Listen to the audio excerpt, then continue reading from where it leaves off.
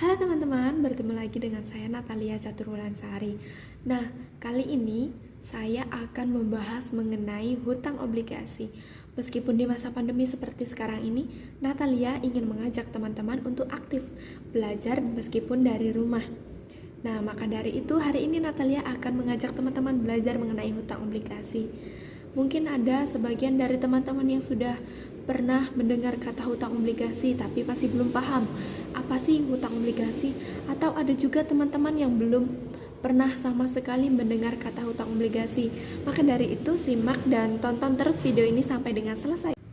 Nah, pengertian dari obligasi itu adalah obligasi adalah surat hutang yang diterbitkan oleh penerbit obligasi kepada pemegang obligasi beserta perjanjian untuk membayar kembali pokok utang beserta kupon bunganya atau kewajiban yang harus dibayarkan pada waktu yang telah ditentukan oleh kedua belah pihak.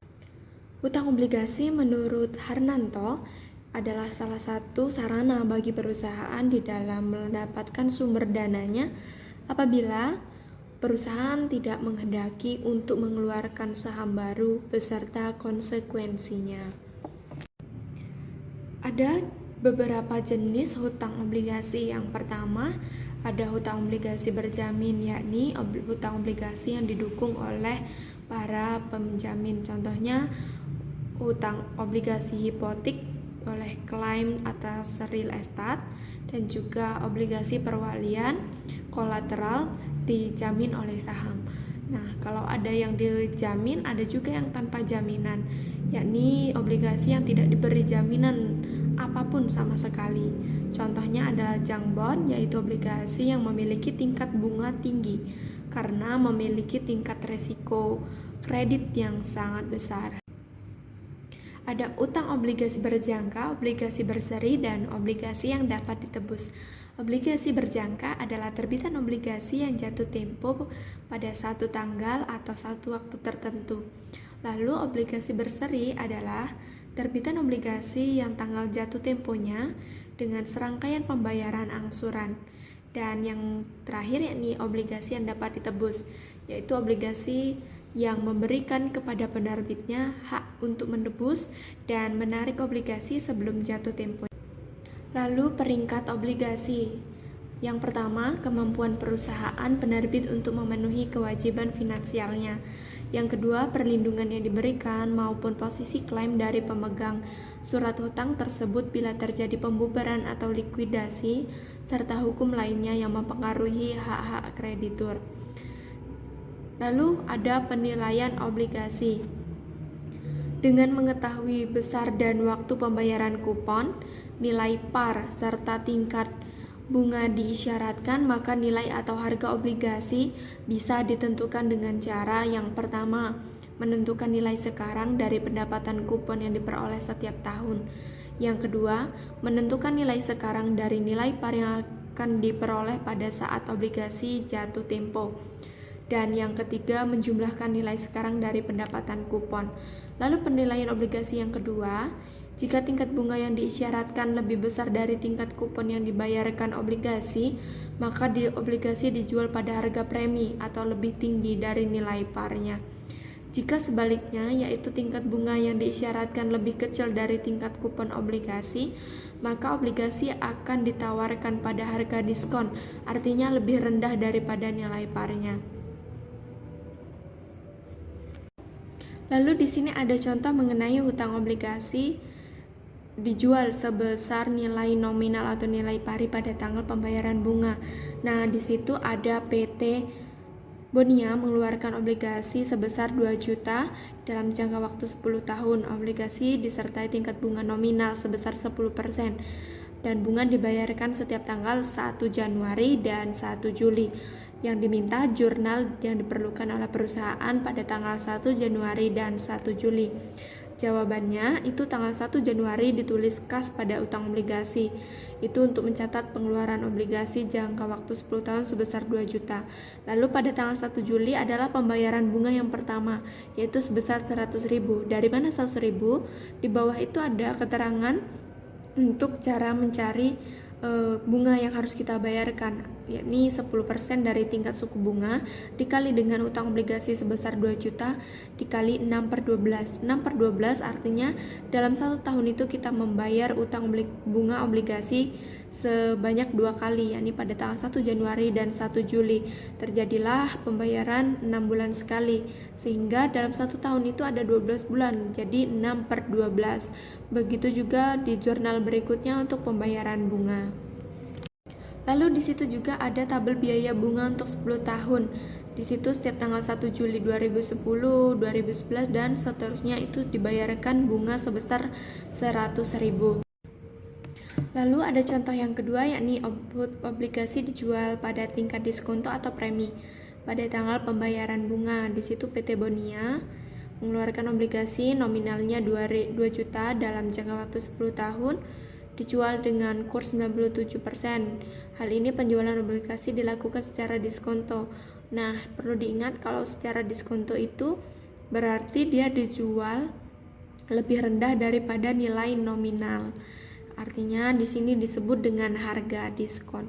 Sehingga di situ ada jawabannya jurnal tanggal 1 Januari itu ada kas, yakni 1.940.000 diskonto obligasi karena dia tadi dijual sebesar dengan harga diskon 97%, itu ada diskonto obligasinya 60.000, lalu utang obligasinya 2 juta.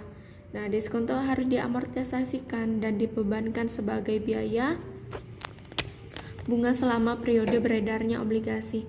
Biaya bunga itu sebesar 6.000, diskonto obligasi juga sebesar 6.000. 6.000 itu dari mana? Karena dia berjangka 10 tahun, berarti diskonto obligasinya 60 dibagi 10, sehingga terjadilah 6.000. Lalu bagaimana jika obligasi dijual dengan harga premi atau dijual dengan harga lebih tinggi daripada nominalnya? Di situ PT Bonia mengeluarkan obligasi sebesar 2 juta waktu 10 tahun dengan kurs 103%. Ya, jadi harganya itu harga premi, jadi lebih tinggi daripada nilai nominal. Di situ ada jurnal tanggal 1 Januari 2010, ada kas, premi obligasi dan utang obligasi. Kasnya itu sebesar 2.060.000, premi obligasinya juga 60.000, utang obligasinya 2 juta. Untuk mencatat penjualan premi dengan kurs 103%, artinya lebih tinggi daripada nilai nominal. Lalu premi harus diamortisasikan dan dibebankan sebagai biaya bunga selama periode beredarnya obligasi. Premi obligasi di situ ada 6.000, biaya bunga juga 6.000. Sama dengan soal yang di atas tadi yang sudah saya jelaskan sebelumnya.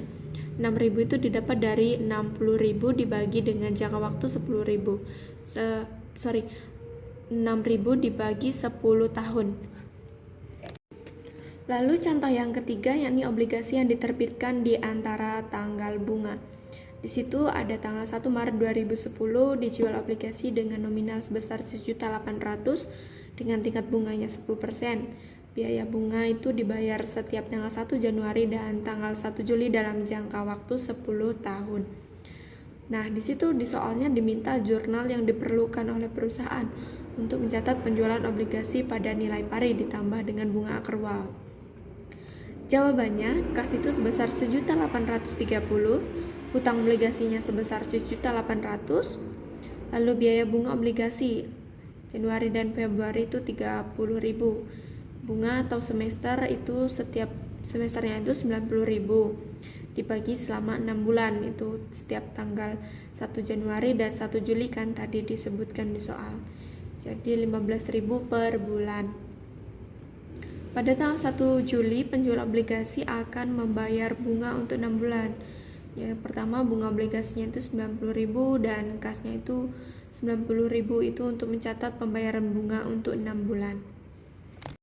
Lalu jika obligasi dijual dengan kurs 104% atau penjualan pada level premi, artinya lebih tinggi daripada harga nominal, sehingga kasnya itu 1.872.000, utang bunga obligasinya sebesar 1.800.000, biaya bunga obligasinya 72.000 untuk mencatat penjualan premi obligasi.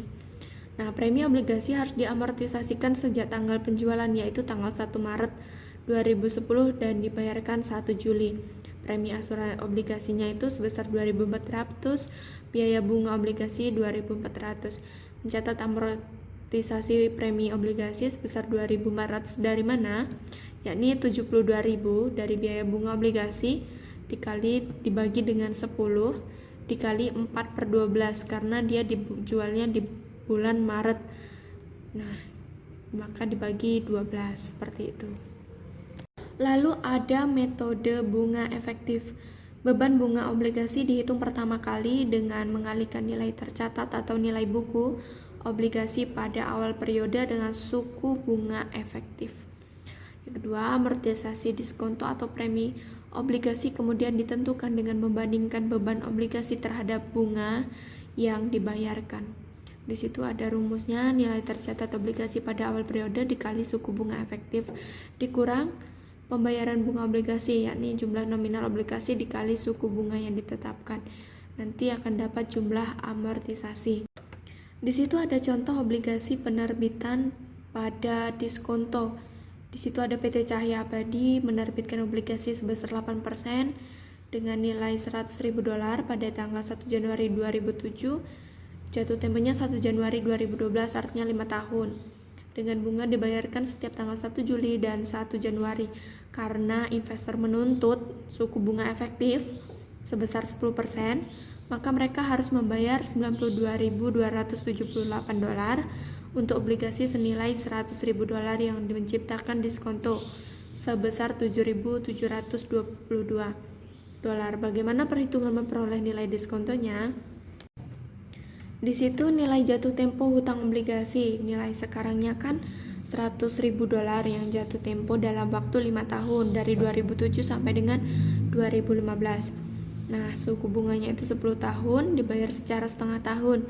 Jadi dalam satu tahun itu 2 kali bayar, yakni tanggal 1 Januari dan 1 Juli. 10% itu kita bagikan dengan 2 kali bayar setiap tahun ya teman-teman. Sehingga 10% dibagi 2 adalah 5%. Maka di situ ada rumus present value sama future value. Di situ ada $100.000 dikali 0,61391. Dari mana? Perhitungan 0,61391 itu yakni dari present value, yaitu 1 dibagi dengan 1 ditambah 0,05 dipangkatkan 10. Nah, nanti hasilnya adalah 0,61391. Lalu ada nilai sekarang dari $4.000. Bunga dibayar secara setengah tahunan selama 5 tahun pada 10% per tahun. Nah, itu $4.000 dikali 7,72173. Dari mana? Pasti teman-teman juga bertanya. Itu adalah 1 dikurang dengan 0,61391 dibagi dengan 0,05, maka hasilnya sebesar 7,72173. Nah, di situ ada schedule amortisasi diskonto obligasi. Metode bunga efektif dikurang pembayaran bunga setengah tahunan. Obligasi 5 tahun 8% dijual untuk hasil 10%. Tertanggal 1 Januari 2007 itu kita membayarkan 92.278, boleh dicek lagi di soalnya. Lalu tanggal 1 bulan 7 2007 adalah pembayaran yang pertama, yakni sebesar $4.000. Lalu beban bunganya 4.614, amortisasi diskontonya 614, jumlah obligasi tercatat obligasinya bertambah 92.892. Teman-teman mungkin bertanya-tanya dari mana 4.000-nya. 4.000 itu didapat dari $100.000 dikali dengan 0,08 obligasi yang dijual itu, lalu dikali dengan 6/12. 6/12 sudah paham ya teman-teman, dari pembayaran yang dilakukan setiap setengah tahun sekali. Lalu beban bunga itu ada $4.614 didapat dari 92.278 yang kita bayarkan pertama kali dikali dengan 10% dikali dengan 6/12. Nah, 614 itu tinggal kita kurangkan beban bunga dikurang dengan kas yang dibayarkan, itu jadi 614. Lalu 92.892 dolar itu didapat dari 92.278, kita tambahkan dengan amortisasi dari diskonto sebesar 614. Nah, teman-teman perhatikan itu semakin ke bawah itu berbeda jumlah nominalnya, padahal kas yang dibayarkan sama. Jadi perhitungannya seperti ini teman-teman. 92.278 tadi kan sudah dikalikan dengan 10% dikali 6/12, lalu dijumlahkan dengan 614 sehingga jumlahnya ada jumlah baru sebesar 92.892 dolar. Nah, di situ jumlah yang terbaru itu kita kalikan lagi dengan 0,10 atau 10% dikali dengan 6/12, sehingga dapat beban bunga itu berbeda daripada yang di atas.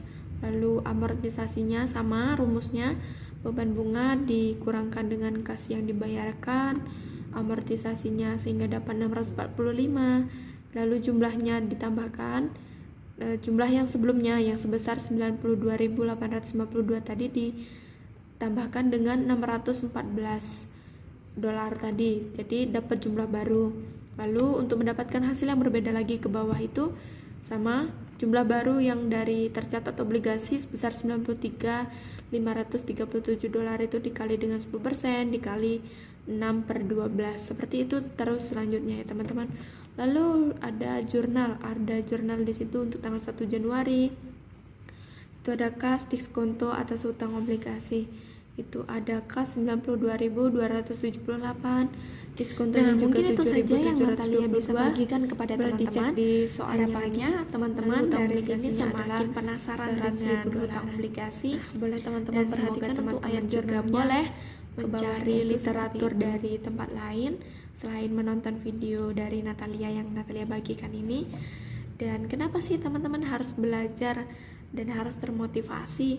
Seru kan ya belajar hutang obligasi ini. Jadi harapannya teman-teman semakin termotivasi untuk belajar mengenai hutang obligasi ini. Dan semoga dari sini ke depannya teman-teman belajar lebih banyak lagi mengenai hutang obligasi. Sampai jumpa di video selanjutnya. Dan saya ucapkan terima kasih telah menonton video Natalia kali ini.